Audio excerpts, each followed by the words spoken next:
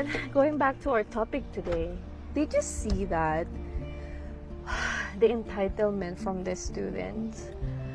I mean, sobrang dali na nga ngayon ng aral compared before. During our time, you don't have AI, you don't have ChatGPT. Like, when I make my assignment, when I do my assignments, I have to get it out of my head. Hindi ko magets yung kakapalan ng mukha ng mga students na to.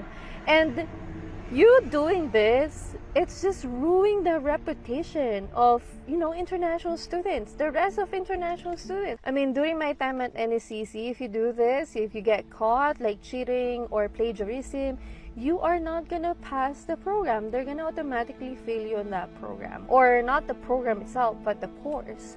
I mean, we know that coming from our country, from the Philippines, they're very strict, right?